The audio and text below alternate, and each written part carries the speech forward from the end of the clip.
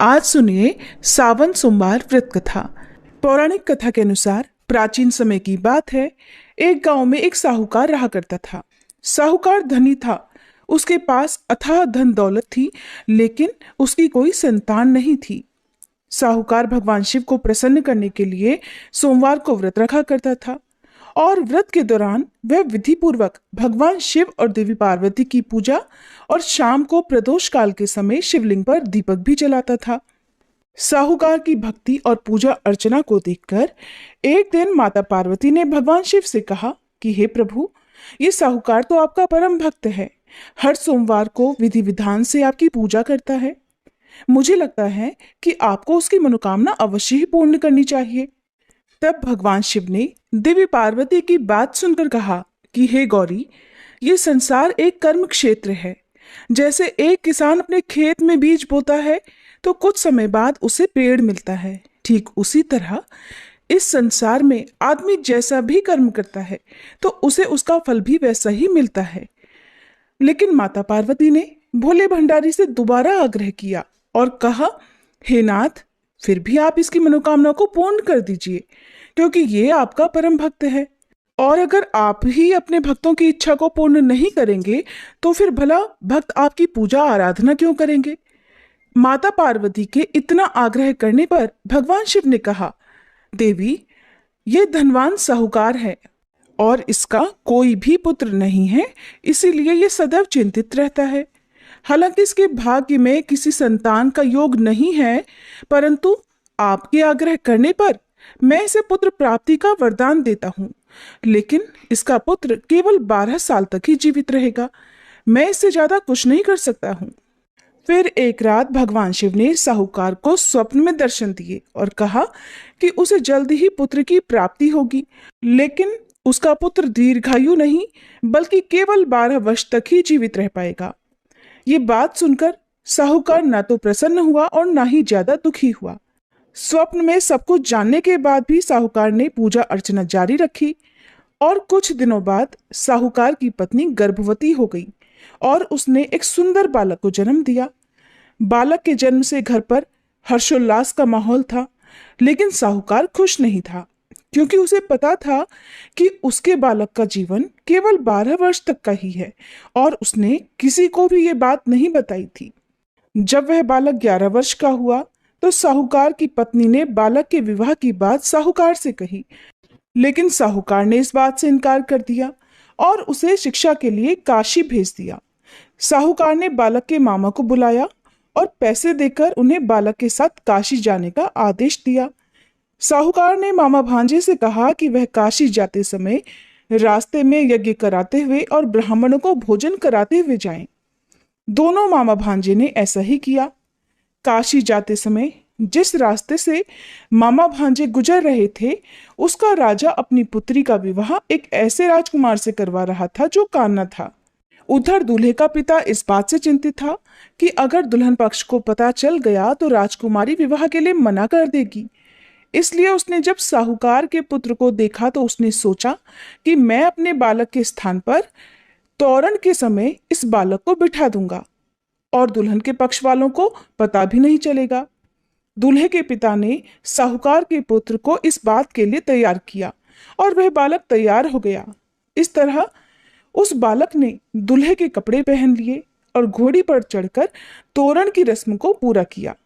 तोरण के बाद जब फेरों की बारी आई तो दूल्हे के पिता ने फिर साहूकार के पुत्र से अनुरोध किया कि वह दुल्हन के साथ फेरे भी ले ले, ताकि विवाह संपन्न हो सके और ये बात छुपी रहे। मामा राजी हो गए और विवाह समारोह भी संपन्न हो गया।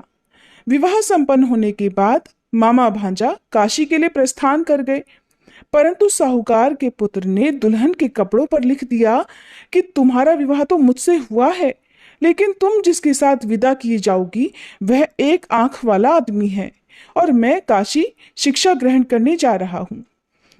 जब राजकुमारी ने ये बात पढ़ी तो उसने राजकुमार के साथ जाने से इनकार कर दिया और अपने पिता से कहा कि ये मेरा पति नहीं है, मेरे पति शिक्षा ग्रहण करने काशी गए हुए हैं। जब सब जगह ये बात फैल गई तो मजबूरी में दूल्हे के पिता ने सारी बात सच सच बता दी और दुल्हन के पिता ने फिर बेटी को भेजने से इनकार कर दिया। इधर मामा भांजे दोनों काशी पहुंच गए और बालक शिक्षा ग्रहण करने लगा। तब मामा ने यज्ञ करना शुरू कर दिया। जब साहूकार का पुत्र 12 वर्ष का हुआ तब एक दिन उसने अपने मामा से कहा कि उसकी तबीयत ठीक नहीं है और वह सोने के लिए अंदर जा रहा है। साहूकार का पुत्र अंदर सोने के लिए कमरे में गया तो उसकी मृत्यु हो गई। थोड़ी देर के बाद जब मामा अंदर पहुंचे तो उन्होंने बालक को मृत अवस्था में देखा और बहुत दुखी हुए, परंतु वह रो नहीं सकते थे वरना उनका यज्ञ अधूरा रह जाता। इसलिए मामा वापस आकर यज्ञ करने लगे और यज्ञ पूरा करने के बाद और ब्राह्मणों को भोजन कराने के बाद मामा अपने मृत भांजे को देखकर विलाप करने लगे। ठीक उसी समय उसी मार्ग से भगवान शिव और देवी पार्वती जी जा रहे थे। माता पार्वती ने किसी के रोने की करुण आवाज सुनी तो भगवान शिव से कहने लगी कि हे प्रभु, कोई मनुष्य रो रहा है, चलिए उसके दुख को दूर करते हैं। तब भगवान शिव और देवी पार्वती मामा के पास गए और उन्होंने जब मृत बालक को देखा तो हैरान रह गए, क्योंकि वह भगवान शिव के आशीर्वाद से जन्मा साहूकार का पुत्र था। माता पार्वती ने कहा, हे नाथ, ये तो साहूकार का पुत्र है जिसे आपने केवल 12 वर्ष तक ही जीवन जीने का वरदान दिया था, इसलिए आज 12 वर्ष की आयु पूरी होने पर वह मृत्युलोक को चला गया। देवी पार्वती ने मृत बालक को देखा तो उन्हें दया आ गई और भगवान शिव से हाथ जोड़कर कहने लगी, हे प्रभु, आप बस एक बार इस बालक को जीवन दान दे दीजिए, वरना इसके माता पिता जीते जी मर जाएंगे। माता पार्वती के कई बार आग्रह करने पर भगवान शिव ने उनकी बात मान ली और उस बालक को जीवन दान दे दिया। साहूकार का पुत्र जीवित हो गया और मामा भांजे अपने घर की ओर प्रस्थान कर गए। रास्ते में साहूकार का पुत्र उसी शहर से गुजरा जहां उसका विवाह हुआ था। दुल्हन के पिता ने बालक को पहचान लिया और मामा भांजे को लेकर महल में आ गए। फिर दुल्हन के पिता ने एक समारोह किया और अपनी पुत्री को धूमधाम से साहूकार के पुत्र के साथ भेज दिया। उधर जब साहूकार का बालक अपनी पत्नी के साथ घर पहुंचा तो उसके माता पिता अंदर कमरे में बंद होकर बैठे हुए थे। वो सोच रहे थे कि अगर उनका पुत्र सही सलामत वापस नहीं लौटा तो वो भूख प्यास से अपनी जान दे देंगे। तभी बालक के मामा ने कमरे के बाहर आकर उन्हें बताया कि उनका पुत्र जीवित और विवाह करके वापस आ गया है। साहूकार ने बालक को जीवित देखा तो खुशी से उसका स्वागत किया और साहूकार का परिवार इस प्रकार खुशी खुशी जीवन बिताने लगा। ये सब भगवान शिव की कृपा और सोमवार व्रत का ही प्रभाव था कि साहूकार का पुत्र अल्पायु होने के बाद भी दीर्घायु को प्राप्त हुआ। इस प्रकार जो भी भक्त सच्चे मन से भगवान शिव की पूजा करके आज के दिन इस कथा को पढ़ता है अथवा सुनता है और दूसरों को सुनाता है, भगवान शिव उनके सभी दुख दूर करते हैं, उनकी सभी मनोकामनाएं पूर्ण करते हैं।